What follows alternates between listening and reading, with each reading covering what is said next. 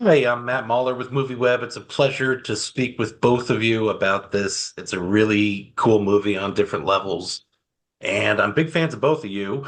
So get the parasocial stuff out of the way. It's a pleasure to speak with you. Oh my God, honey, stop. I feel Yeah. like we have twin Jeez. backgrounds and like one intensely blank side and one filled with bookshelves.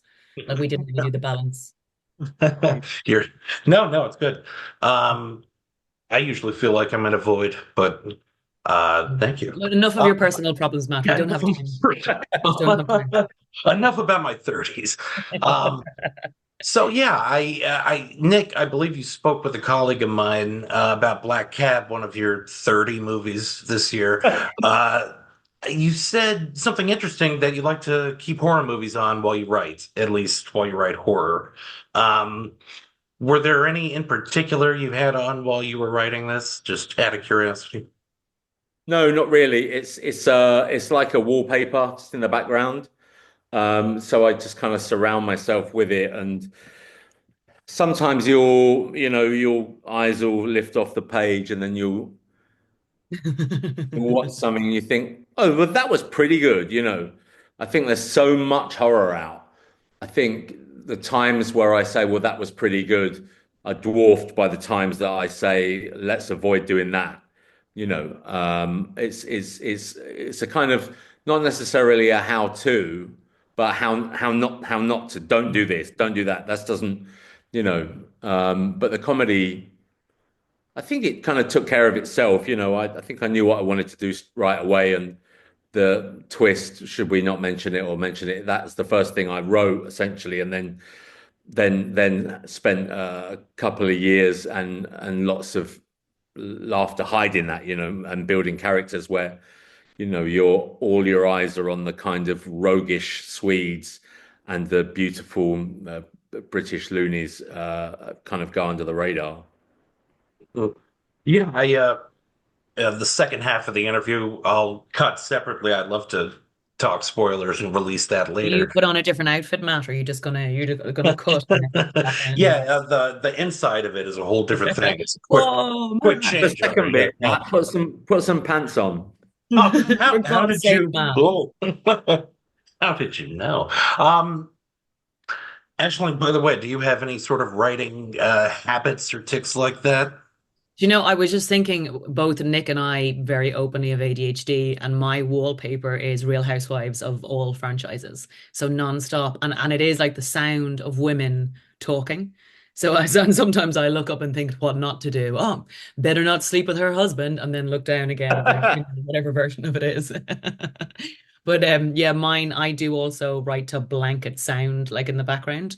But it's nearly always I like my boyfriend says that I use like Real Housewives like a radio play. Like I don't watch it much. I always have it in the background, or I read it like a book, or I'll be doing something else and read the sub. I have subtitles and everything all the time as well. So yeah, probably some people would describe those shows as a horror, but for me, they're a happy place. Nick, I think you said in a interview at Fantastic Fest maybe that you had experience with a sort of house, like a Swedish house like this one in a way. I don't know if that was childhood or later years, but did that inspire this in any way? Or when you were there, did it ever have sort of horror undertones? Yeah, yeah, no, I mean, obviously in my mind it did all the time, constantly. But yeah, I was there from my 30s until fairly recently. My my ex-wife's family are Swedish, and so they had a beautiful house on a really tiny island in the Baltic Sea, and we spent summers there and Christmas and Easter and Sörlöga and we were there for these kind of lovely cultural events where the children paint eggs blue and roll them into the harbor and just culturally really wonderful times. And on Tuesdays a ship would deliver bread, and then in June the restaurant opened. And but even though being there a lot, I never ever felt welcome or warmth from the local. I love the fact that I try so hard for them to like me, and it just drove them further away from me, especially when you see them just blatantly talking about you and nodding and then walking off, and you think, you know, uh, but I kind of also love the fact that those people don't know who's getting off that ferry. And that's one of the big deals of a little community like that. When the ferry turns up, now in the winter it's once a day, but in the summer it's 4 or 5 times a day. Mm. So in the winter, when all the old men and old women come to see who's bought a new fridge, who's got letters, did someone come on with alcohol? And I kind of love the fact that even though they feel like they're in charge, if the wrong people came on, they're stuck with them too, and that's Mm. kind of where that came from. Yeah, it's like in a jail when the food cart comes once a week. Everyone's like, "What's new?" Yeah, right. Matt, Right. I'll be honest, I don't really know about that. I won't get into it. Yeah, exactly. It's like when you're in jail and the food cart comes. Yeah, exactly. Yeah. Well, yeah, there is kind of that isolated similarity with the island too. Ashling, I don't know if the timelines line up. Congratulations on having a baby. Did you know you were pregnant at all while filming this? And I would you? wasn't pregnant at all when I was filming this, but what happened was I broke my shoulder like came apart from my arm while we were filming this, not because of an old injury. And so when I got back to London, I had to have massive reconstructive shoulder surgery on my shoulder, and I was on opioids, and I thought my boyfriend was an angel, and that, sir, is how I got pregnant. And so it was so inadvertently it was sort of Nick Frost's fault. And you can just take that out of context and quote it like Nick Frost's fault that I was pregnant, that I got pregnant. Um, so yeah, and so then and then getting pregnant meant the shoulder surgery didn't glue properly. So it's been a real journey that I'm sure is what you wanted to be part of your interview. But I wasn't pregnant while filming this timeline I wise. let me just say on the record, I would get you pregnant 7 days, whatever you'd be a great, wonderful mother. Nick would be. Yeah. I don't know. I'm going to ask, like, would it have changed your perspective on the character or the film, if you were pregnant or had a child at the time? Not really. I had a couple of beers when I was pregnant, so I don't think it would have changed any of my actions. No, not really. I don't think you have to be a mother to be maternal, and I think I definitely feel quite maternally, and I think Nick feels quite paternal about Maisie and Sebastian, who play our kids, but I think we both sort of fell in love with them. I think Nick, you had a rightful age appropriate relationship with them. And then I think I was a bit like, hey guys, let's get our skateboards this weekend and skate together. I think I kind of thought I was like, I can't believe I've been cast as your mother. That's crazy, right? Are we gonna fit in that Nick must be a pedophile or something like that? Because Not old and he was enough, like, right? no, I think it's fine. I think the audience are going to be okay with it. I'm like, I don't think so. I think it'll give away the spoiler. Um, but I adore the two of them, and we did sort of become a little family of four. And then Nick also had his gorgeous family there as well. So it was a nice little, and it really is just that part of the world because it was 2 hours outside of Helsinki.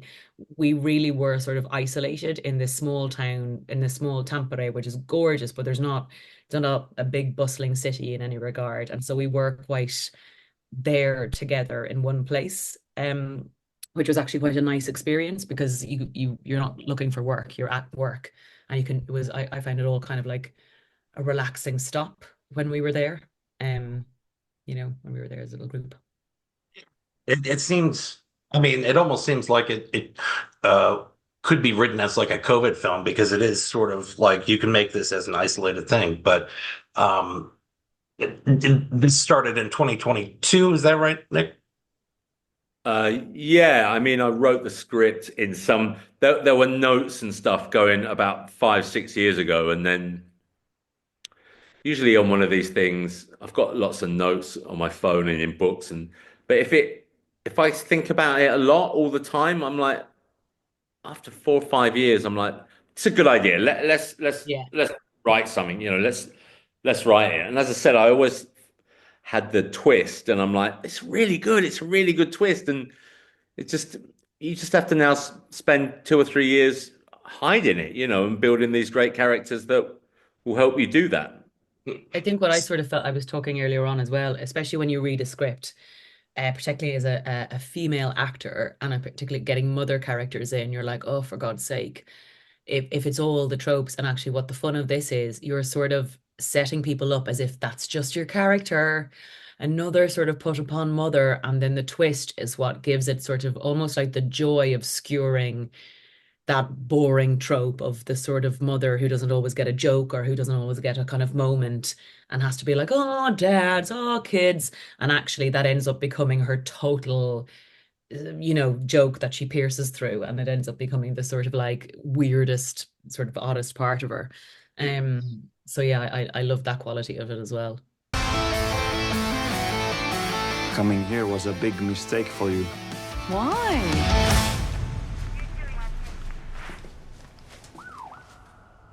Well, we better get on. Want to ask more about this, but I want to make sure I ask because it's the 25th anniversary of Space.